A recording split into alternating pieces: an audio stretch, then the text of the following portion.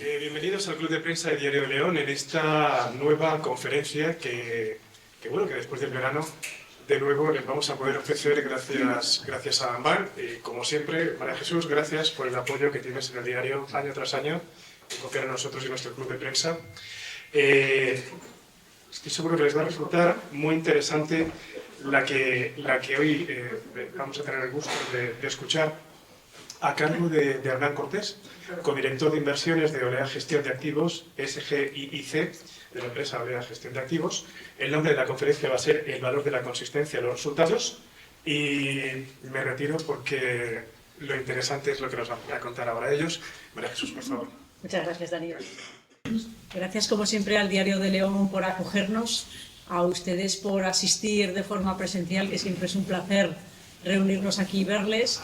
También saludamos a todas las personas que nos siguen a través del Inversor Inquieto del Diario de León, que son muchas siempre. La verdad es que desde la época del COVID, si algo nos dejó bueno aquella época, es los multicanales, ¿no?, por los cuales ya llegamos a muchísima gente y donde ya todo el mundo puede acceder a la información que elaboramos con rigor y a todo lo que preparamos, afortunadamente, simplemente con seleccionar el canal que mejor les va, ¿no? Con lo cual, y hoy que además tenemos una tarde preciosa, con un día precioso, pues con más motivo les agradezco que hayan decidido estar con nosotros en esta sala de forma presencial, que no dándose un paseo por León, que casi es lo que más apetece, viendo ya que nos están preparando las fiestas de San Froilán. Así que muchísimas gracias. Como siempre, va a ser muy interesante, se van a llevar muchas cosas que les van a resultar muy buenas para ustedes en sus conocimientos, en ampliar los conocimientos y en ver, ¿no?, lo que nos interesa, ¿no?, cómo trabajan los gestores, cómo trabajan para ustedes, cómo trabajan para todos nosotros y por qué se ganan la confianza que en ellos tenemos. Eso es lo que vamos a hacer. Por tanto, le doy las gracias a Hernán Cortés y Arantxa, que están con nosotros de su equipo,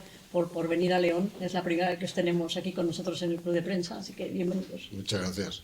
Es un placer traer, siempre que hacemos conferencias, si se dan cuenta, no son aleatorias, buscamos traer algo diferenciador para que ustedes vayan poco a poco conociendo el mercado de capitales, quiénes están en el mercado de capitales, cómo trabajan, qué aportan, para salirnos cada día más del populismo financiero que lleva a las personas al trading, que lleva a las personas a los indexados, que lleva a las personas a, criptos, a caminos fáciles, en teoría fáciles, pero que al final suelen terminar siendo muy costosos. Y este año, con todo lo que vivimos en el mes de abril, con todo lo que se sufrió, pues hubo muchos inversores que pagaron muy caro pues no estar en manos de expertos y no controlar las emociones, ¿no? Entonces, bueno, por eso todo lo que hacemos siempre les aporta a ustedes mucho. A nosotros, elaborándolo y escuchando a todas las gestoras nos aporta mucho, pero lo que nos interesa es lo que les aporta a ustedes. Y, como han visto en otras ocasiones, traemos temáticas diferenciadoras. La inteligencia artificial la vimos en septiembre de 2019, fíjense ustedes, cuando ya hablábamos aquí de fondos de inteligencia artificial, los fondos del espacio hace un par de años. En el año 23, acuérdense, cuando ya habían subido tanto los tipos de interés en el 22, en el 23 dijimos, señores, es el momento de la renta fija. Fíjense ustedes 2 años y pico después, que parece mentira cómo pasa el tiempo, pero hemos pasado todo el 23, todo el 24 y 9 meses de este año, ¿no? Fíjense la cantidad de dinero que hemos ganado en renta fija, es decir, eso es un hecho. O sea, es decir, y hemos ganado tanto dinero en tantos activos diferentes porque hemos sabido adelantarnos, porque hemos sabido hacer las cosas bien, con rigor, con los profesionales. Y ahora estamos en un punto de inflexión. Eso es lo que vamos a ver hoy, ¿vale? Vamos a ir viendo un punto de inflexión, de la mano de una gestora que es Olea Gestión, que lo que nos vienen a aportar en la jornada de hoy es un estilo de gestión diferenciador, diferente. No van a haber activos concretos, van a haber una forma de trabajar de una gestora nacional. Ya ven que muchas veces, casi siempre son gestoras internacionales, fundamentalmente es por un tema de número. Es decir, cuántas gestoras nacionales tenemos, cuántas gestoras internacionales hay. Hay más internacionales que nacionales, pues por un tema numérico lo normal es que ustedes vean gestoras internacionales. Hoy es una gestora nacional. Son españoles, gestionan en España y gestionan desde España todo el mundo para los inversores españoles, ¿vale? Y eso es lo que vamos a ver esta tarde con una palabra que es la consistencia. Lo hemos puesto en el título de la conferencia a propósito. Van a oír esa palabra hoy mucho aquí, porque es una palabra crítica. que para ustedes es muy importante, para nosotros es muy importante, y encontrar gestoras como Olea, que lo hacen, tanto en los fondos de inversión como en los planes de pensiones, lo veremos en el fondo de inversión y en el plan, nos aporta mucha confianza y fiabilidad, como nos aporta todo lo demás que han visto ustedes en el club de prensa, para ayudarles a gestionar el patrimonio, ¿vale? Así que de eso es de lo que vamos a ver en la jornada de hoy, como digo, en un momento que es septiembre, que tenemos por delante este final de año, pero que estamos llegando en un momento en el que ya hemos visto lo que ha pasado en el mes de marzo, vimos cómo los mercados, estamos viendo cómo los mercados desde finales, desde el 8 de abril, exactamente desde el 8 de abril, después de los famosos 7 días fatídicos de Donald Trump amenazándolo todo y a todos, desde el día 8, que en este caso sería el 9, podríamos decir que los mercados no han dejado de subir. Bueno, se han tomado algún respiro, pero de 24 a 48 horas, pero no hemos visto, como nos pasó, sí, el año pasado, la primera semana de agosto o la primera semana de septiembre, que si se acuerdan, vimos recortes importantes en una semana. Es decir, que cuando, si se acuerdan, en la conferencia que yo dije que vinimos en mayo, les dije, hemos visto 3 en un año, o en menos de un año en este caso. Habíamos visto 3 semanas fatídicas en las que había que aguantar la respiración. Los inversores que no aguantaron la respiración en la primera semana de agosto, la primera semana de septiembre y la primera semana del mes de abril de este año, los daños son muy cuantiosos. Por tanto, ¿cuál es el primer éxito clave este año para los inversores? Haber sujetado las emociones y no salir en la primera semana de abril. Eso es lo que nos está ayudando a tener las rentabilidades que tenemos en estos momentos, que luego vamos a verlo con Hernán, dañados un poco por el dólar, vamos a verlo porque la caída del dólar de un 14% nos está quitando algo de rentabilidad, pero donde estamos aprovechando todas las oportunidades que el mercado está dando y no nos hemos confundido en lo más crítico, insisto, de este año, no haber salido cuando se produjo la caída del mes de abril. Vale, ¿dónde tenemos ahora el desafío? El desafío está ahora mismo en los temas geopolíticos. 2, los tipos de interés. Vamos a hablar de eso ahora mismo. 3, las valoraciones de los activos. Ustedes si leen por ahí en la prensa que si hay una burbuja aquí, que si puede haber una burbuja allí, que si las sobrevaloraciones, que si qué va a pasar con los tipos, ¿vale? Si tenemos todas estas incertidumbres y están ahí, ¿cómo van a gestionar los gestores con estas incertidumbres que son reales? Eso es lo que vamos a ver. ¿Qué se va a hacer en este entorno? Los pasados están, ya saben cómo funciona esto, ¿no? Agua pasada no mueve molinos. A mí ya me da igual lo que pasó en el año 23 y si se aprovecharon o no las oportunidades. Ya pasó. El 24 ya pasó. El 25 estamos en marzo. Lo que nos interesa ya es saber qué piensan hacia adelante. Por eso vamos a ver esto. El día 20 de noviembre tendremos la conferencia anual, ya saben, todo lo que esperamos para el año próximo y lo que nos interesa, como siempre, miramos hacia adelante, no miramos por el retrovisor. Los inversores particulares suelen cometer muchos errores, ya saben, ustedes no, porque siempre están aquí y lo que hacen es hacer las cosas correctamente y eso me consta. Una, no dejarse llevar por las emociones. El que se deja llevar por las emociones, error. Punto 1. Punto 2. Mirar por el retrovisor. ¿Qué significa? Ah, mira, este fondo que ha subido el año pasado un 40% lo voy a comprar este año. Uy, este que ha bajado un 15% lo voy a vender. Eso es mirar por el retrovisor, ¿vale? Tomar una decisión de si voy a mantener algo o no, mirando lo que ha pasado. Error. Tenemos que mirar siempre hacia adelante. Siempre hacia adelante. ¿Qué va a hacer este activo? ¿Qué esperamos de esto? ¿Qué esperamos de lo otro? Siempre hacia adelante. ¿De acuerdo? Esto es lo importante. Y la tercera cuestión. Cada vez tenemos más ruido. Yo cada día estoy más atronada. Yo no sé ustedes, pero yo ya, me centro en ver la prensa económica y justita, justita, de verdad, ya, pero muy justito el tema. Cada día más justito. Porque es que si no, uno no se levanta de la cama por la mañana. Es que es cada día más deprimente el mundo. O sea, es decir, es que cada día es más deprimente. O sea, es decir, esto es real. Por eso digo, el ruido ya es tan atronador, que yo entiendo que a mucha gente le paralice, ¿vale? Pero no debemos dejarnos paralizar por este ruido ambiental. Es un peligro que tenemos ahora mismo, que tenemos que intentar evitar, ¿vale? Tenemos que abstraernos del ruido ambiental, que eso es lo que hacen los gestores, se les paga para eso. para gestionar lo que venga. Si viene una guerra, la gestionamos, los activos, las situaciones. Para esto es lo que quiero que se lleven esta tarde de aquí, ¿vale? Venga lo que venga, estamos para gestionar lo que venga, sin miedo, con rigor, con lo que hemos hecho y gestionado todas las crisis que hemos vivido hasta ahora, que hemos vivido, yo concreto, ya saben que llevo más de 30 años y muchos de ustedes al mismo tiempo conmigo, hemos vivido de todo y hemos salido de todas, ¿vale? Así que vamos a pararnos aquí con esto. No sabemos lo que va a venir mañana, ni pasado, ni pasado, ni pasado. Estas amenazas de las guerras es como... yo me levanto cada día, se lo confieso a ustedes, pensando que en algún momento la hemos ciscado con Rusia. O sea, es decir, que en algún momento esos drones bailando por Europa, a alguien se le va a hinchar la cabeza, o sea, es decir, con tanta amenaza, y vamos a empezar a ver tiros cruzados en algún momento.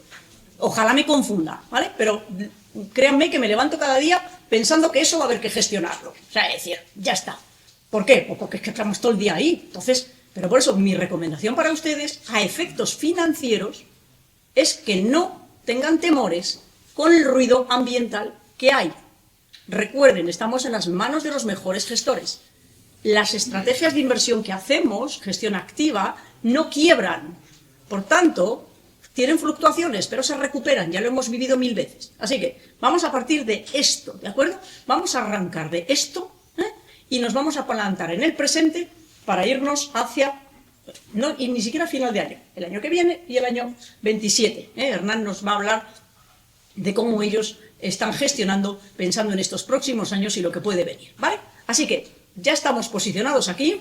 Recomendación, vamos a abstraernos del ruido ambiental, vamos a centrarnos cuando tengamos ciertos temores, los gestores saben lo que tienen que hacer. Nosotros vamos a seguir dando la información, la transparencia, la gestión y haremos lo que tengamos que hacer. Estamos a lo que tenemos que estar, que lo sepan, ¿de acuerdo?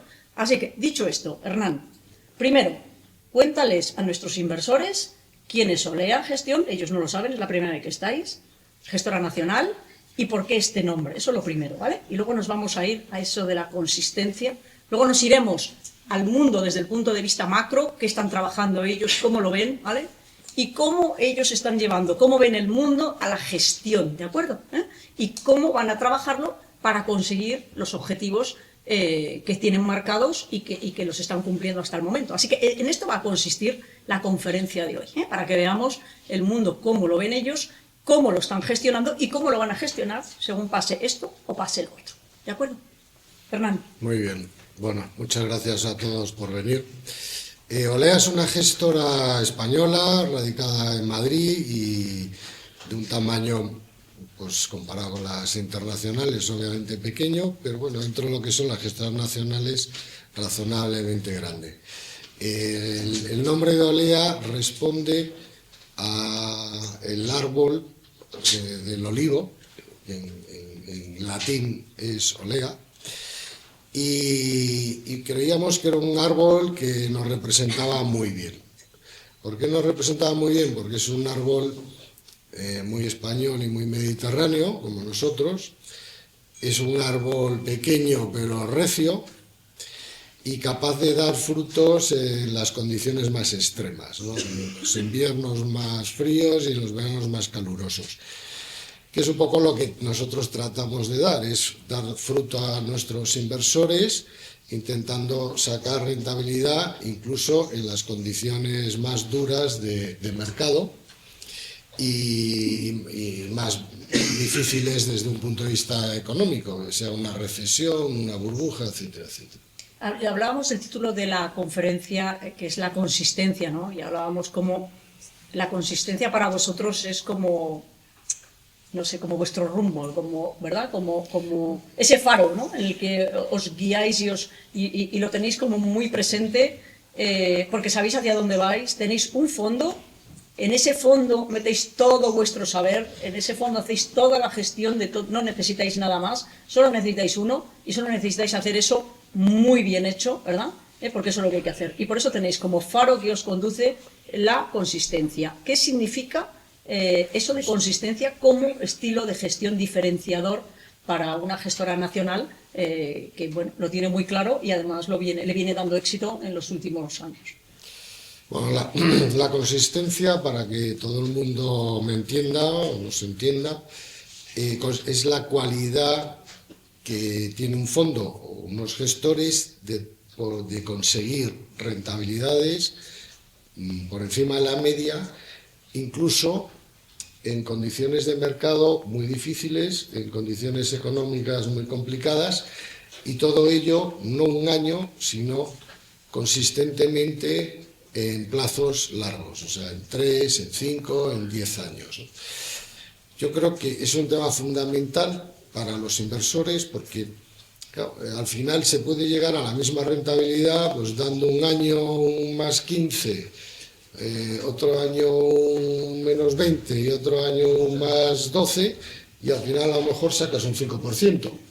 Pero claro, si has entrado el año del más 15 y luego bajas al menos 20, pues hombre, tienes un problema. Nosotros intentamos dulcificar todo esto e intentar, no siempre se consigue, pero cuando tienes un horizonte temporal de medio y largo plazo, es más fácil conseguirlo e intentamos, obviamente, tenemos un objetivo de rentabilidad del 5%, obviamente no das el 5% todos los años, sino que nuestro objetivo es dar una rentabilidad media del 5% superior a plazos de 3 o 5 años. Así, sí es fácil. No es fácil, pero sí se puede conseguir. Nosotros estamos muy orgullosos de haberlo conseguido. Bueno, este año estamos un 6 y pico arriba, pero a 3 años tenemos una rentabilidad media del 8%, a 5 años una rentabilidad media del 7%. Desde inicio, el fondo tiene 21 años, tenemos una rentabilidad del 5,60%. ¿Y cuál es la clave del éxito? ¿O dónde pensamos que nosotros nos ayuda a conseguir esto? Es el invertir a medio y largo plazo. No somos cortoplacistas. La mayor parte del mercado tiene un índice de referencia en su fondo de inversión y al final eso mediatiza mucho las decisiones de inversión. Porque nadie quiere sacar un resultado muy distinto al del índice de cara a final de año. Otras cosas porque o no le pagan el bonus o le pueden despedir, incluso si lo hace muy mal contra el índice.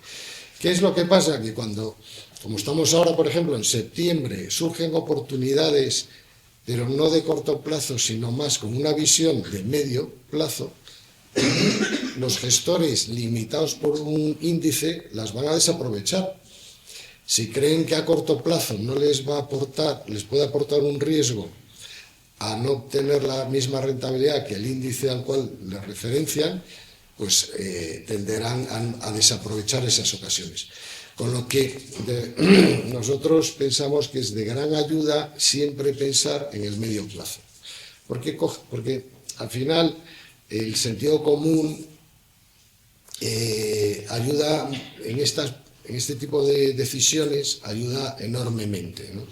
Y el corto plazo no te mediatiza porque dices, yo creo que un bono, pues, por ejemplo, que contaba María Jesús, año 2023, un bono americano al 5%, un bono del Tesoro americano al 5%, y dices, pues no sé si dentro de un mes o de 2 meses o 3 va a seguir valiendo lo mismo, porque no sé si todavía van a subir un poco las rentabilidades, pero si yo creo que a medio plazo la inflación la va a controlar el Banco Central, en este caso la FED, y la va a bajar al 2%, pues tener un bono al 5%, estoy seguro que a medio plazo va a ser una inversión rentable.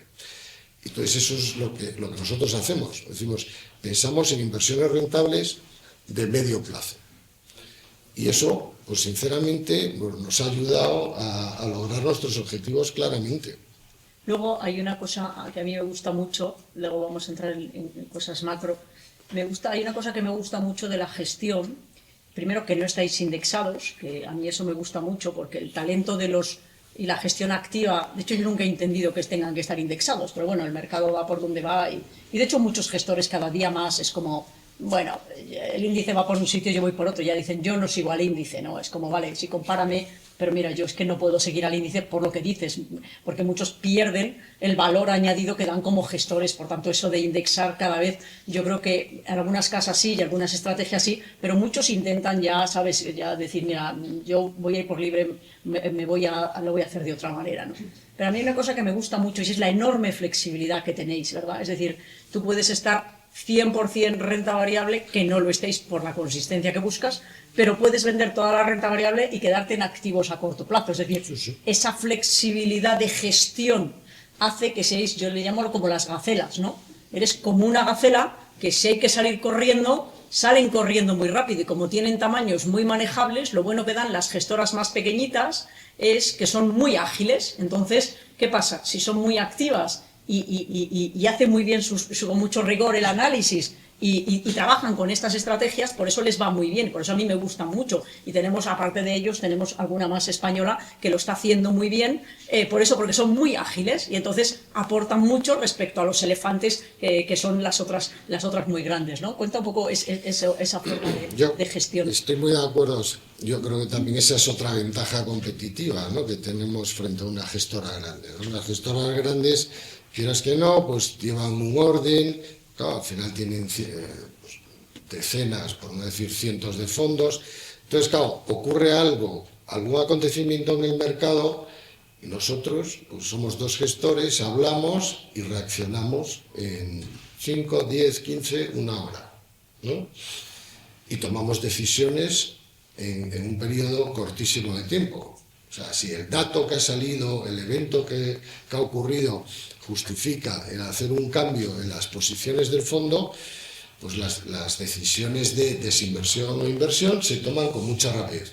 ¿Qué pasa en las gestoras grandes? Pues hombre, en muchos casos, oye, pues se convoca el comité de inversiones. Bueno, pues ya es tarde para convocarlo hoy, pues se convoca mañana.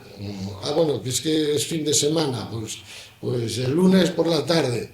Y tal, entonces se convoca el lunes por la tarde, el lunes toman decisiones, bueno, pues ya mañana martes implementamos, claro, llegan 3 días tarde. Pues alguna cosa buena tendrá el ser pequeño, ¿no? Pues que nuestro comité de inversión somos Rafa Peña y yo, que somos los dos gestores, con una comunicación directa y entonces muy ágilmente y con mucha flexibilidad, pues cambiamos las posiciones del fondo. Como decía María José antes, el fondo solo mete valores o activos donde el binomio rentabilidad-riesgo está muy justificado. Entonces, si por ejemplo, en 2022 la inflación estaba al 5 y pico, casi 6%, el Banco Central Europeo estaba clarísimo que iba a tener que subir los tipos de forma importante en los próximos meses. Pues no valía la pena tener bonos de gobierno, no valía la pena tener duración en el fondo. ¿Qué pasa? Pues si estás ligado a un índice, pues ¿cómo te vas a poner en duración cero y en bonos de gobierno cero? Nadie lo hace. Claro, pues nosotros lo hicimos, porque al estar totalmente desligado del índice nos da la libertad de elegir. Entonces, el bono al 1%, como estaba el bono alemán en aquel momento, claramente la ecuación o el binomio riesgo-recompensa está totalmente desequilibrado. Tenía muchísimo riesgo y muy poca recompensa, ¿no? Un 1% de recompensa anual a 10 años. Pues, claramente esa era una operación que no era un activo nada interesante para tener en el fondo. Pues aunque sea un activo importantísimo, pues, si no cumple con esa premisa de tener un riesgo-recompensa equilibrado, pues no entra en el fondo. Pues si está dentro, pues sale.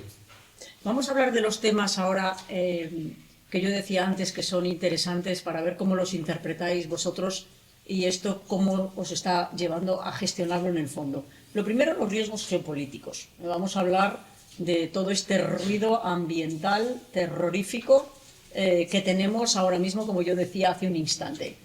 Cuando vosotros miráis esos riesgos geopolíticos, lo que decimos de la paja y el grano, ¿qué es grano para vosotros? ¿A qué le prestáis cierta atención y cómo lo interpretáis y cómo lo lleváis al fondo? Bueno, lo cierto es que los riesgos geopolíticos en los últimos 15-20 años, al final todos se han acabado solucionando. De forma que, esperando un tiempo prudencial, 1 año, 2 años, al final, en el caso de la guerra de Ucrania pues está durando más, pero al final se acaban solucionando. Y, no, todo... y el mercado sobre reacciona en la primera. Es decir, la guerra de Ucrania sigue una realidad, pero el mercado ya no mira hacia allí. Lo miró en el 22 porque nos coincidió todo con el tema energético, pero luego eso que estás diciendo es realmente cierto. Afecta un poco mientras, ¿verdad? Se produce, pero automáticamente el mercado sigue a otras cosas. En general, el conflicto en sí mismo suele afectar poco. El tema de Hamas, como no había petróleo y gas por el medio, nadie le dio ninguna importancia. La guerra de Ucrania sí tuvo importancia porque se cortó el abastecimiento. Europa decidió que no quería seguir comprando petróleo de Rusia, con lo que había que salir a comprarlo al resto del mundo, y eso disparó los precios. Entonces sí ha habido consecuencias porque había, digamos, un suministro de materias primas vital por el medio. Pero en cuanto se solucionó el suministro, la guerra ha seguido y nadie le ha dado ninguna importancia. Los mercados han seguido por otro camino. Los mercados han seguido por otro camino. Pues bueno, la experiencia es que como al final todo se acaba arreglando y todo aquel que vendió en los momentos de estrés posteriores a un evento geopolítico, pues se ha equivocado, porque al final el mercado ha seguido subiendo. Y eso es la realidad. Nos parezca triste o no nos parezca triste, o tal, pero eso es lo que hay. Algún día llegará un riesgo que de verdad pues, sea gordito y entonces pues los mercados evidentemente sufrirán. Pero de momento la experiencia de los últimos 15 o 20 años, antes comentabas el COVID, pero el COVID no lo considero geopolítico, no. Porque es que el COVID al final fue una cosa que no había pasado nunca, realmente. No sé, a lo mejor con la gripe mal llamada española de la guerra de los 14, pues hubo también un poco hubo creo que un montón de millones de muertos, no tantos como el COVID, pero hubo también muchos.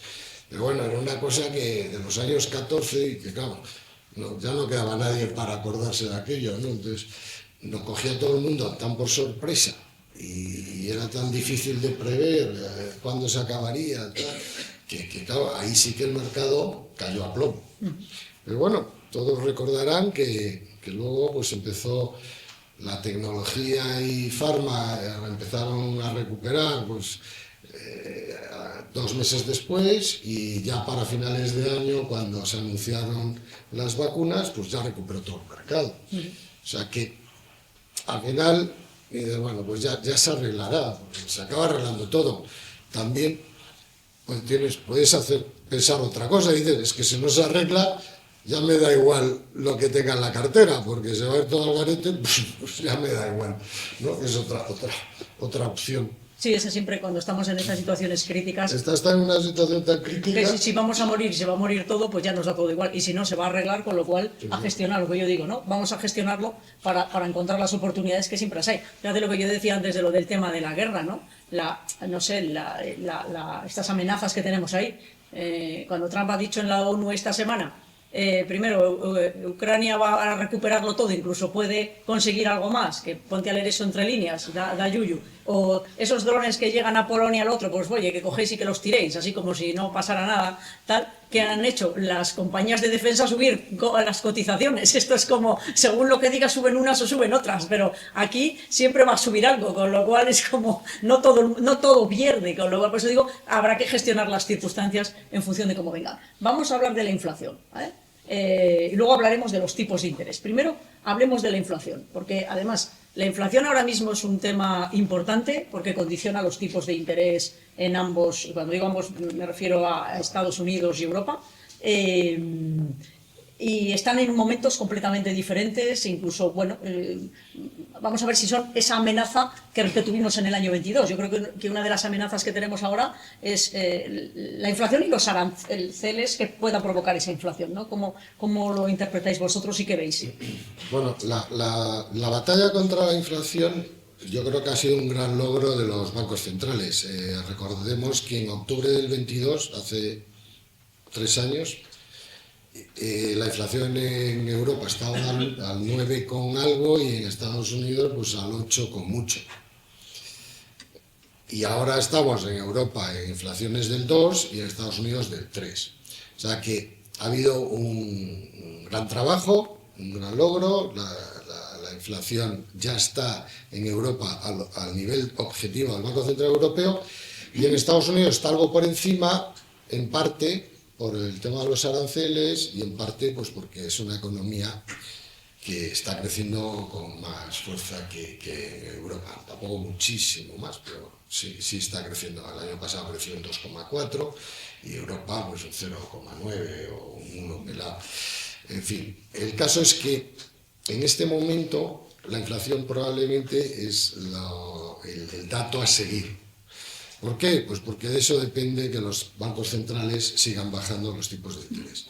En la medida que los bancos centrales sigan bajando los tipos de interés, habrá más crecimiento económico, habrá más beneficios empresariales y los bonos a medio y largo plazo pues subirán de precio porque caerán las rentabilidades. ¿Cómo vemos el tema de la inflación en Europa? Muy logrado. Nosotros somos de la opinión de que hasta puede la inflación bajar algo, hasta el 1,5, pues no me extrañaría. Y los tipos de interés también podrían bajar entre el 1,5 y el 1,75. En Estados Unidos la cosa está un poco más complicada, ¿no? En principio, la expectativa con el tema de los aranceles era que julio-agosto la inflación pudiera subir al 4%. ¿Qué es lo que está pasando? Pues que esto, o este riesgo ha desaparecido, o sea que es raro que un tema como este desaparezca, o se está posponiendo en el tiempo. Es decir, que las empresas todavía no están repercutiendo a precios los nuevos productos que están importando ya con aranceles actualizados. Entonces, no es descartable el riesgo, y por eso digo que es importantísimo seguir a la inflación en los próximos meses, de que aquí a diciembre esa inflación que no ha aflorado puede hacerlo en los próximos meses. Si eso ocurre y aparece y sube del 3 pues a más o menos el 4%, como se tenía en un principio, pues evidentemente los tipos de interés en Estados Unidos, la Reserva Federal no va a poder bajar los tipos como está previsto que los baje. Pues la idea es que más o menos en julio del año que viene los tipos tengan el 3% desde el 4% que están ahora. Claro, si no bajan los tipos, pues va a ser una decepción para las bolsas, porque pues con tipos más altos, pues las compañías ganan menos, la valoración de las compañías es peor, el ciclo económico empeora, los bonos no bajan de rentabilidad, con lo que la competencia frente a la renta variable es muy atractiva. Entonces, creo que de aquí a final de año el riesgo que en este momento vemos más, al que le asignamos algo de probabilidad, yo no diría que sea muy probable, pero que hay que asignarle cierta rentabilidad y el impacto puede ser bastante grande, es el tema del repunte de la inflación que no hemos visto cuando en estos primeros meses, como se descontaba en un primer momento, pero posiblemente no es descartable que pueda aparecer posteriormente. ¿Y crees que se puede quedar o tiene visos de que el año que viene pueda volver? Es decir, ¿va a ser una amenaza que nos va a dañar en el mercado durante bastante tiempo, en el mercado americano, o crees que puede ser puntual y coyuntural mientras se adapta todo el tema de los aranceles? La opinión generalizada es que el impacto de la inflación es por la subida de los aranceles. Y como los aranceles no van a subir todos los años, es un impacto momentáneo en el tiempo. Con lo que lo lógico es que poco a poco, durante el 2026, esa inflación eventualmente pueda llegar al 4, irá remitiendo. Y evidentemente el objetivo del 2% de inflación de la Reserva Federal se alejará algo en el tiempo, indudablemente. Ahora, más o menos, en este momento el mercado está esperando que en diciembre de 2026 o primer trimestre del 2027 la inflación en Estados Unidos llegue a más o menos al 2%. ¿Qué ocurre esto? Pues en vez de ser el primer trimestre del 2027, pues será el segundo semestre del 2027, pero al final lo lógico es que acabe cayendo otra vez, con lo que los mercados se volverán a normalizar. Con lo cual, si eso pasa, lo que los gestores estáis viendo y nosotros también es que son momentos de aprovechar para aumentar posiciones en aquellos activos, en aquellas estrategias, es decir, que estarán a mejores valoraciones.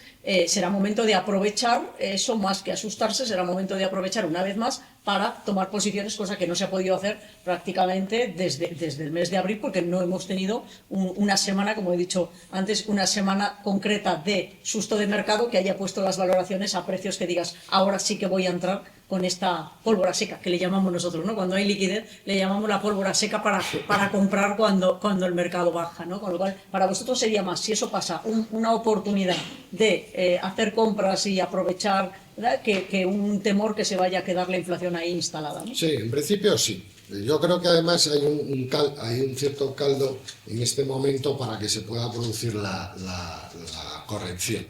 Las valoraciones de las bolsas son muy elevadas, digamos que están a unos niveles de PER máximo, bueno, dentro del rango histórico a la parte alta, y un sustito como este, pues evidentemente favorecerán el que van a caer las bolsas. Luego después un tema importante que es un poco técnico y tal, pero la encuesta que publica Bank of America de los inversores institucionales, que en abril habían bajado mucho la exposición a bolsa americana, habían vendido gran parte o una buena parte de su exposición a bolsa americana, la han recuperado y vuelven a estar todos los inversores muy invertidos. Entonces, cuando todos los inversores están muy invertidos, es más fácil que se produzca un ajuste a la baja, que cuando hay gente que no es... Cuando los inversores no están muy invertidos. Porque claro, cuando estás muy invertido, si tienes un motivo para vender, quitarte algo de peso encima. En cambio, cuando estás desinvertido, tienes un motivo para comprar, porque como estás por abajo, pues, en fin, que en principio lo lógico es que si el mercado se asusta un poco, y desde luego si la inflación sube al 4 se asustará, porque siempre queda la posibilidad o la duda de, oye, esto seguirá subiendo.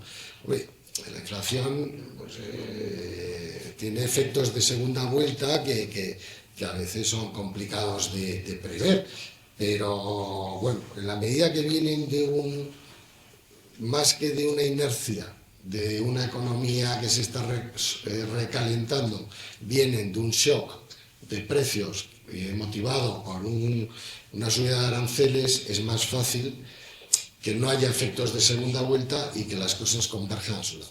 Entonces, bueno, que creemos que sí, que pueda haber de cara a final de año esa corrección que llevamos meses esperando, que no ha ocurrido, pues que muy posiblemente a nada que repunte la inflación por encima de los niveles actuales, el mercado se puede poner nervioso. Vamos a hablar de los tipos de interés en Europa, porque bueno, en Estados Unidos se pueden mantener, han bajado, se pueden mantener, bajarán un poco, pero ya Europa está en lo que cerca, si es que no lo ha conseguido ya, lo que llaman el tipo neutral, ¿no? Ese punto, ese 2%, inflación 2%, tipos 2%, en el que ya la política monetaria no afecta a la economía ni para crecer ni para decrecer, ¿verdad? Por eso le llaman tipo neutral. Y yo leía no hace mucho un informe de UBS, de una gestora, ¿sabéis? Esta gestora, que me sorprendió escucharles que ellos, en sus informes de análisis, estimaban que podían subir los tipos de interés a finales del año próximo en Europa. Esto es crítico. Ya saben ustedes que cuando hablamos de que los tipos de interés bajan, en renta fija vamos a ganar dinero casi con todo. Cuando empezamos a hablar de que los tipos de interés han llegado a un nivel y que pueden empezar a subir, gestionar la renta fija ya no es un pichón parado. Si se acuerdan eso que me gusta a mí mucho de hablar del pichón parado, cuando el pichón está parado, que cualquier cazador lo puede matar, por malo que sea. Yo misma, que no lo vería casi, y tiro y seguro que le doy. porque está parado, entonces ves algo parado y como no se te mueve, pues no hace falta que seas muy bueno, ¿no? Y eso era la renta fija en el año 23. Como habían subido tanto los tipos de interés, la renta fija era un pichón parado. Acuérdense en la conferencia que dimos en marzo aquí del 23 que vinimos solo a hablar de eso. Señores, la renta fija es el pichón parado que no se lo pueden ustedes ni imaginar. No se la pierdan. Claro, pero ahora estamos en ese otro punto distinto. El pichón parado empezó a moverse mucho, ¿eh? El pichón parado se acabó, ¿no? Ya no hace mucho tiempo que ya se mueve, que se mueve y se mueve. Y como empiecen a subir los tipos de interés, eso tiene un impacto negativo, ¿verdad? Entonces, VS está contando eso para finales del año que viene, ¿vale? Entonces, yo quiero la opinión de Hernán, porque tenemos que estar, él decía, hay que estar muy atentos a la inflación, ¿vale? Pero también hay que estar muy atentos a lo que dicen los bancos centrales, sobre todo el europeo, de cuál va a ser su política monetaria, ¿de acuerdo? Porque ya estamos en ese punto neutral en el que ya el margen hacia abajo es el que es y hacia arriba cambia cosas por poco que suban, ¿eh? Es decir, que de esto hablaremos mucho, hablaremos en noviembre, volveremos a hablar en marzo del año que viene y que sepan que además de la inflación vamos a seguir mucho la evolución de los tipos de interés y lo que se piensa, porque eso va a afectar a la gestión de los activos de renta fija y ahí los gestores tienen que hilar muy fino, ¿eh? De hecho, ahora nos van a contar ellos, luego, bueno, vamos a terminar con las cosas macro y luego te pediré la gestión, ¿vale? Le pediré cómo vais a gestionar esto, esto y esto, la renta fija en este entorno, la renta variable en este entorno. Luego le voy a pedir que nos diga cómo va a gestionar eso dentro, y lo están ya gestionando, esto de lo que estamos hablando dentro del fondo para conseguir esa consistencia del 5% que están buscando, ¿vale? Entonces, tema tipos de interés en Europa, el Euribor se ha ido al 2,15, es decir, que estaba en torno al 2 y ya vemos el Euribor a un año ha repuntado. Esto ya se nota para las hipotecas que se vayan ahora contratando y demás. Por eso digo que tema tipo de interés nos afecta mucho, no solo en los activos, sino en la otra parte. Así que saber si ellos piensan igual que UBS o no, que los tipos de interés el año que viene podrían subir en Europa a finales del año que viene es relevante. Pues no estamos de acuerdo con UBS. O con HSBC, perdón, he dicho HSBC, perdón. Sí. Realmente Europa está creciendo muy modestamente, a niveles del 1%. Hay un plan de gasto público que se ha proyectado para empezar este año, pero bueno, estas cosas van con retraso y seguramente se impulsará el gasto a partir del año que viene. Pero claro, el problema es que nadie puede incrementar el gasto más que los alemanes, porque Francia tiene hoy en día un déficit del 5,5% del PIB. ¿Cómo vas a incrementar el gasto teniendo un 5,5%? España, pues bueno, está en el 3 y pico, pues podrá seguir más o menos en el mismo nivel en el que está. Reino Unido tiene un 3,5% y el que no forma parte de la Unión Europea, pues lo consideramos también Europa, pues tampoco, bueno, podría incrementarlo un poquillo, bueno, pues algo sí, en gasto de defensa, pero realmente el único que puede, Italia tampoco tiene colchón para poder gastar, el único que va a poder gastar más es Alemania. Entonces, claro, al final dices, oye, pues toda esta expansión económica que queríamos hacer vía gasto público, pues olvídate, bueno, solo lo puede hacer Alemania, que no es poco, porque es más o menos un 25% de la economía europea, o un 30%. Pero el resto no va a poder aportar nada, con lo que las miradas se van a ir hacia el Banco Central Europeo. Es decir, oye, pues si crecemos poco, la inflación está al nivel del objetivo, oye, pues ¿por qué no bajas un poco los tipos por debajo del nivel neutral? Bájalos al 1,5%. Por debajo y tenemos tipos negativos para dar un poco más de impulso al crédito. Entonces, yo, la verdad, no le veo muchas posibilidades al Banco. El Banco Central se puede resistir mucho y no bajarlos, pero subirlos lo veo casi imposible. Vale. Por lo menos con los datos que tenemos hoy en día encima de la mesa. Claro, estaba recordando que ahora que decías lo de Alemania, algún miembro del Banco Central alemán, dentro del Banco Central Europeo, cuando se bajaron los tipos de interés la última, bueno, ahora que se mantuvieron, la última reunión, decía que los tipos de interés en Europa están más cerca de subir que de bajar, decía alguien del Banco Central, pero bueno, son comentarios que están ahí, pero que uno tiene que escucharlos, tiene que ir preguntar y tienes que ir viendo a ver cuánto hay de real en esas posibilidades, porque al final, como digo, estamos ya en un punto en el que eso es muy importante para cómo gestionar la renta fija y lo que se puede esperar. Vamos a hablar del dólar.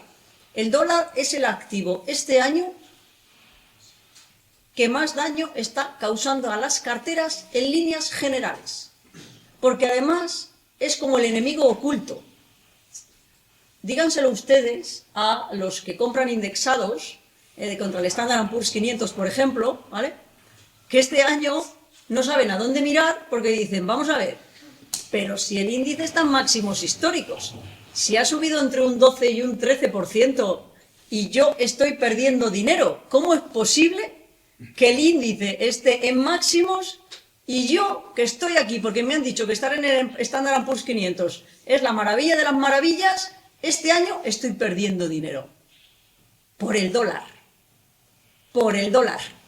Porque eso es 100% dólar. Si el dólar ha perdido, según qué día lo vemos, si está en el 18, en el 17, según donde lo veamos, un 14 o un 15%, y el Standard & Poor's, según también qué día lo veamos, ha subido un 12, haz la diferencia, estás perdiendo un 3. Con lo cual, pues ahí estamos. Y recuerden que en las últimas conferencias que hemos hecho aquí, los gestores activos, todos han dicho que no es época de indexados. ¿Por qué? Porque es época de gestión muy activa, de selección de activos. Lo han dicho por activa y por pasiva desde el año pasado, recuerdo, y este año todo el rato. Bueno, pues aquí lo tienen ya.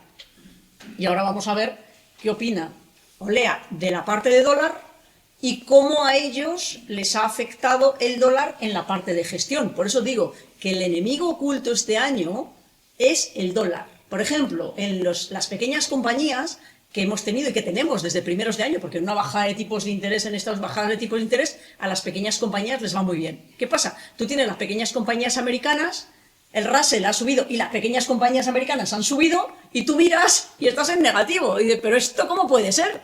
Por el dólar, ¿vale? Es decir, vale. Entonces, aquí la tesitura es, ¿vendo los dólares como si fueran lo más despreciable del mundo y me quito esto del medio y los activos que están detrás del dólar?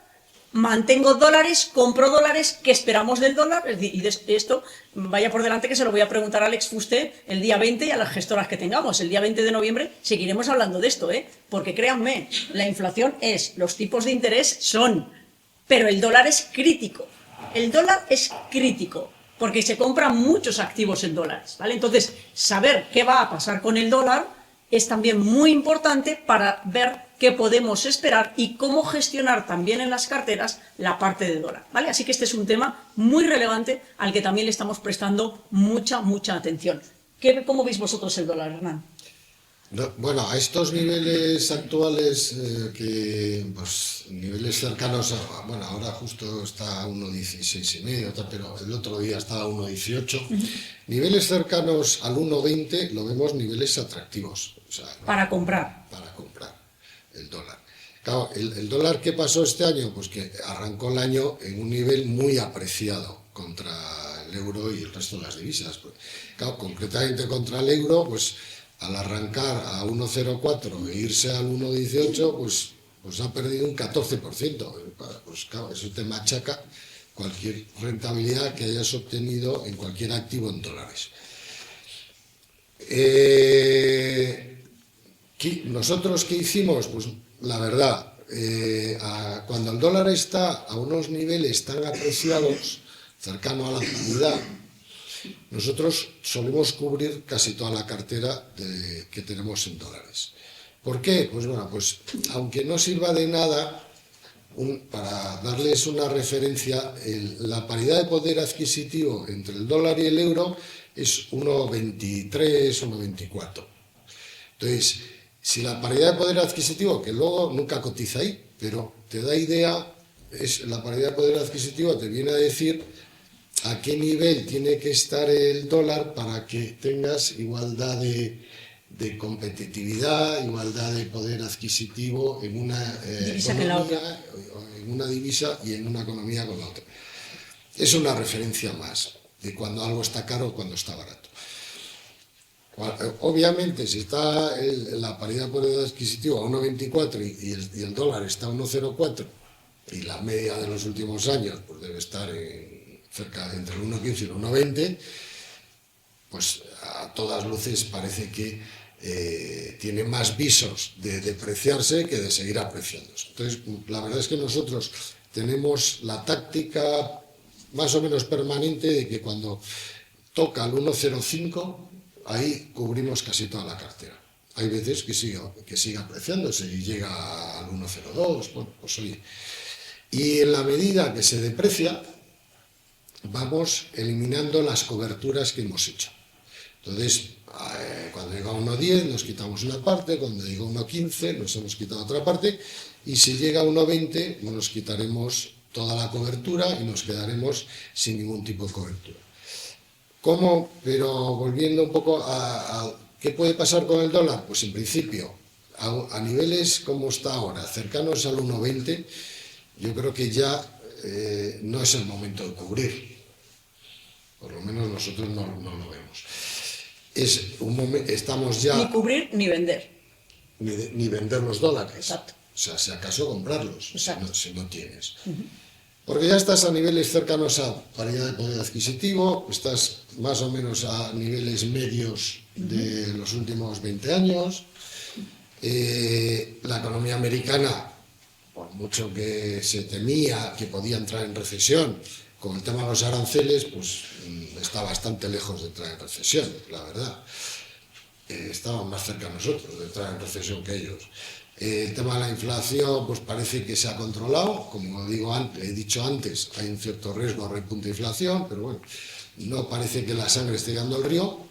Y eso de vamos a vender los dólares porque ya no es una divisa de referencia, eso a lo mejor lo pueden ver mis nietos. Pero desde luego, hoy en día, o sea, es que ¿a dónde vas a ir a qué divisa de referencia vas a coger? Si es que no hay otra. El yuan de los chinos, o sea, pues a ver quién es el que mete todo su dinero en yuanes chinos. Yo desde luego no. La que para mí sigue siendo la divisa de referencia y es que entre otras cosas porque no hay otra alternativa. De todas formas, claro, la prensa salen muchas cosas sobre la economía americana. Seamos realistas, ¿no? Y la deuda americana está en el 100% del PIB, pues como está casi todos los países europeos, con la diferencia de que los países europeos no tenemos capacidad para seguir subiendo impuestos, porque la tasa impositiva media en Europa es del orden del 40% y en Estados Unidos es del orden del 25%. Con lo que en Estados Unidos, a unas duras, suben los impuestos del 25 al 35 y se acabó el problema de la deuda PIB para unos cuantos años, ¿no? Porque además somos ricos, con lo que si suben los impuestos van a recaudar mucho, ¿no? Aquello no es Portugal. Último tema, antes de ya ir rematando con la gestión. El oro. Clave. Lo hemos tenido en todas las carteras de maneras diferentes, en las estrategias que metemos, vuestro fondo también. Háblanos del oro. ¿Por qué hemos llegado aquí? ¿Cómo lo veis? Que además vosotros lo estudiáis mucho, lo tienes en la cartera, lo gestionáis de forma muy activa también el oro en la cartera vuestra, como muchos gestores de multiactivos o de fondos mixtos, ¿verdad? Que se mete como cobertura, como inversión y como muchas cosas, ¿no? Pues la verdad es que la lástima es no haber tenido todavía más oro del que hemos tenido. Históricamente hemos tenido un 5%. Y les voy a contar un análisis que hicimos en 2010, hace ya 15 años. El primer análisis que hicimos sobre el oro, y tampoco, no es muy complejo, se lo voy a explicar, lo van a entender. Vimos cuánto tenían los viejos países europeos y Estados Unidos en reservas en sus bancos centrales en oro, que es más o menos el 50%, o sea, Alemania, Francia, Reino Unido, Estados Unidos, etc. Tienen unos un poco más, otros un poco menos, pero alrededor del 50% de sus reservas están en oro. Y fuimos a ver a los países que actualmente, o que ya en aquella época eran países con reservas muy importantes, como Japón, China, 3 billones españoles de dólares, muchos de los países asiáticos, Suiza, que no es emergente. Y entonces cogimos todos estos países y la media era del 3%. O sea, la media de las reservas de todos los países que hoy en día están acumulando más reservas era del 3% en dólar. El 97% pues era prácticamente, perdón, en dólar, en oro. El 97% pues gran parte en oro y marginalmente en tesoro americano, el treasury, el bono americano, lo de bonos europeos y tal. Entonces, claro, un 3% frente al 50%, digo, bueno, esto lo lógico es que suba, no va a bajar del 3%. Y como estos son los que acumulan reservas, pues nos pareció un buen argumento para comprar oro. Y en aquel momento estaba a $1.000 la onza. No, pues total, que vendemos un 5%. Y ahí fue subiendo, pum, pum, pum, pum, pum, pum. Y básicamente, ¿por qué sube el oro? Pues primero, casi el 70% de la producción de oro va destinado a la joyería. Y lo curioso es que hay muy poca elasticidad a precio en la joyería. O sea, el oro ha pasado de 1.000 a 3.700 la onza, y la joyería sigue teniendo una cuota del 70% de la producción de oro. Yo creo que en Occidente cada vez llevamos menos oro. Pero ¿qué es lo que pasa? Que en Asia es que compran oro como locos, les encanta. Entonces, es curioso que no se haya resentido y que la gente haya dejado de comprar joyas en oro. Pues no, pues sigue pesando un 70%. Entonces, cuando el 70% de la producción es inelástico a precio, o sea, que le da igual que esté el precio a 1.000 que a 3.000, que siguen comprando, el resto, claro, el resto es de lo que tienen que comprar los bancos centrales. Entonces, les queda poca producción anual que comprar. Por eso van tan despacio.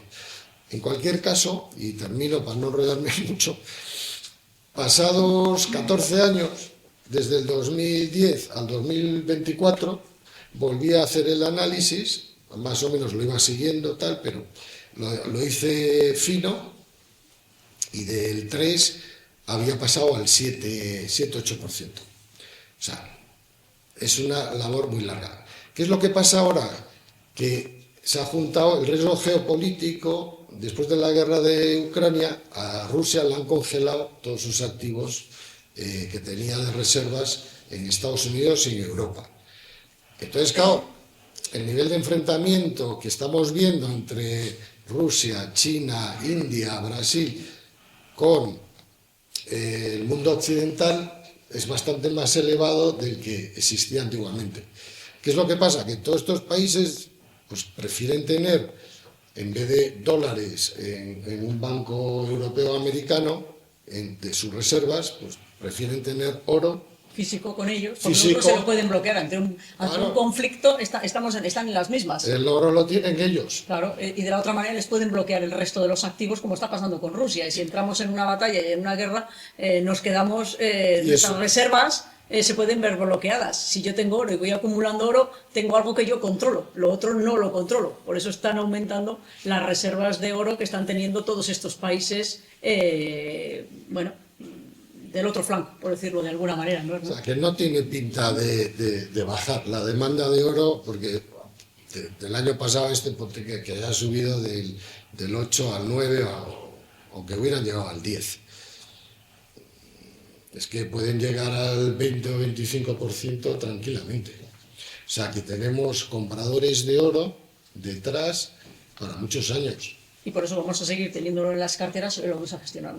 En los últimos minutos, cuéntanos, ya sabemos, hemos visto el panorama, hemos visto cómo gestionan, cómo tenéis compuesta la cartera y por qué.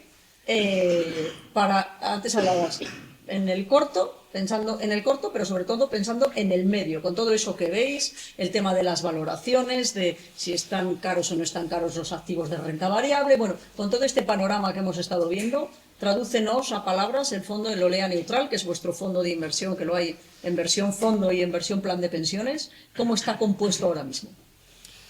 Bueno, pues siguiendo un poco lo que antes he comentado, las valoraciones en bolsa las vemos un tanto exigentes, con algún riesgo, como puede ser de la inflación, que pueda afectar a los precios en un futuro de corto plazo. Entonces eso pues nos ha llevado a reducir nuestra exposición en bolsa de un 40% que solemos tener de media, alrededor del 40%, a un 20%.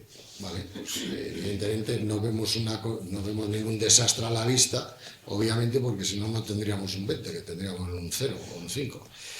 Pero sí pensamos que podría haber una oportunidad de compra a precios algo más atractivos pues, de aquí a los próximos 6 meses o 4 meses.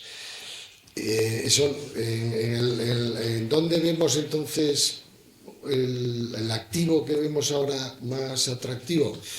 Pues la renta fija de gobiernos, que en 2022 nos pusimos a 0, ahora nos parece el activo más atractivo y tenemos un 52% de la cartera en bonos de gobiernos de Alemania, de Estados Unidos y de Reino Unido.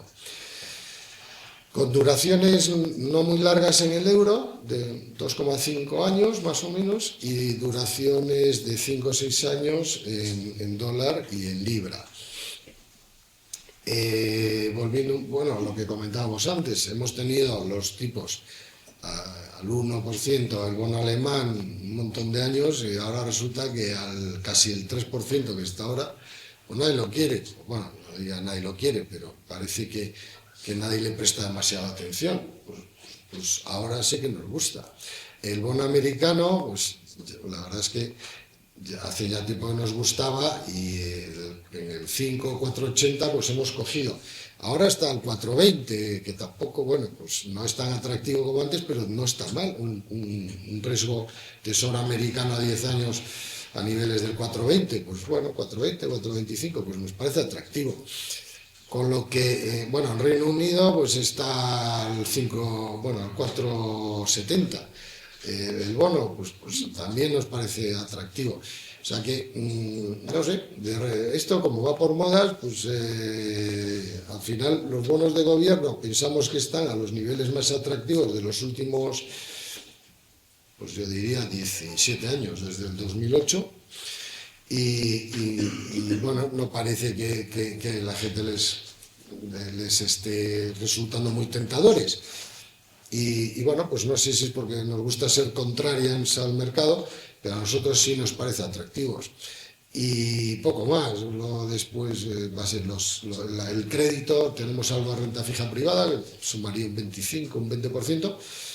Bueno, pues ahí en la renta fija privada le vemos el problema de que los diferenciales que paga por encima de los bonos del Estado son muy reducidos, están en mínimos históricos. Entonces, pues hay un cierto riesgo de repunte en los diferenciales. Por eso, en un activo en el cual solíamos tener al revés, pues, como el 50%, pues ahora estamos más en los 20 o 20 y pocos. En fin, y luego pues en oro, pues ahora tenemos el 3 y pico %, y en cash, esperando pues algún ajuste, pues 7-8%. Con lo cual, como conclusión, los dólares no los vendemos, ¿no? El oro esperamos que siga subiendo, con lo cual lo seguimos teniendo en cartera como refugio siempre, porque siempre tenemos algo, pero bueno, que encima va a seguir siendo un añadido de rentabilidad, porque otras veces estaba ahí, ¿verdad? Pero ni frío ni calor, ¿no? Con lo cual, de ese vamos a esperar rentabilidad del oro, la renta fija gubernamental. Además, me gusta eso que he dicho vamos contra, ¿cómo dijiste? Contraria. A contraria, eso es. Eso me gusta mucho, porque yo lo interpreto descorrelacionador. Ya saben cómo funciona esto, ¿no? A mí me gustan todos. El que me viene alguien aquí y dice lo contrario y me encanta también. ¿Por qué? Porque lo hacen con rigor. A ver, es que esto no es una verdad absoluta. O sea, es decir, como nadie tiene la verdad absoluta, a mí me gusta que piensen diferente. Y me gusta tener los direccionales y los contrarian. O sea, y me gustan todos. Porque así sabemos que siempre vamos a acertar. Y siempre se nos van a complementar las carteras. Que esto es de lo que se trata, ¿no? Saber qué se puede esperar de aquello en lo que estamos invirtiendo y qué cosas aciertan antes y maduran antes y qué cosas maduran más tarde. Insisto, esta es la forma correcta de gestionar los patrimonios, no hay otra, siempre es la misma, pero por eso estamos aquí cada 3 meses recordando cómo hay que hacer en cada instante las cosas, porque esto va de esto, no va de bolitas de cristal, ni de adivinos, ni de apuestas, no va de eso, va de rigor, va de estudios, va de análisis y va de hacer las cosas de esta manera. Así que el oro nos va a dar, la renta fija me gusta lo del contrarian, la renta variable puede que en el corto plazo sufra si la inflación si la inflación americana se va al 4%, con lo cual será una oportunidad de compra, como bien sabemos, ya que muchos de ustedes saben que nosotros también, con las carteras que elaboramos suyas, estamos dejando cosas ahí para comprar en cuanto al mercado nos dé una oportunidad más, es decir, estamos de acuerdo con los gestores, lo hacen dentro de las estrategias que ya tenemos y nosotros lo hacemos con el dinero nuevo que ustedes meten en sus carteras con nosotros. Les metemos una parte y la otra quietecitos hasta que el mercado nos dé la oportunidad de comprar a precios mejores. Es decir, todos hacemos exactamente lo mismo. ¿No te preocupa los tipos de interés en Europa? En Estados Unidos vamos a irlo viendo lo que estábamos contando. ¿No te preocupan los crecimientos, los temas geopolíticos? Bueno, de momento no hay ninguno como inmediato, pero se van subsanando. Esa es una de las conclusiones que nos dabas también. Y ya por la sostenibilidad, ¿no? Y la consistencia, ¿no?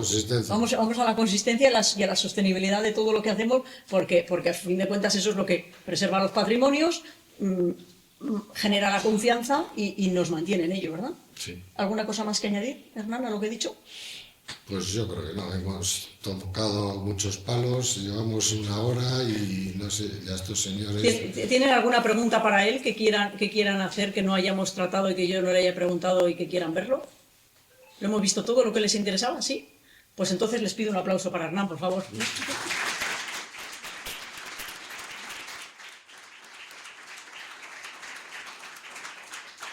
Nos gusta este panorama, como decía yo al principio, hemos hecho lo correcto este año, no nos hemos dejado llevar por el miedo, hemos aprovechado todas las oportunidades, estamos sufriendo un poco más con el dólar de lo que nos gustaría en líneas generales, porque, como decía Hernán, por ya terminar con esto, cubrir la cartera cuesta un 2%. Y no todos los gestores pueden cubrir todas las carteras, ¿vale? Por eso es inevitable que haya partes de dólar que sufrimos y otras porque no es la estrategia de los fondos, ¿vale? Un fondo se gestiona en dólares y punto, ya está. Si no lo quieres tener en dólares, ponlo en euros o no cojas esa estrategia en dólares, ¿vale? Por tanto, es inevitable. De hecho, ellos una pequeña parte, ¿verdad?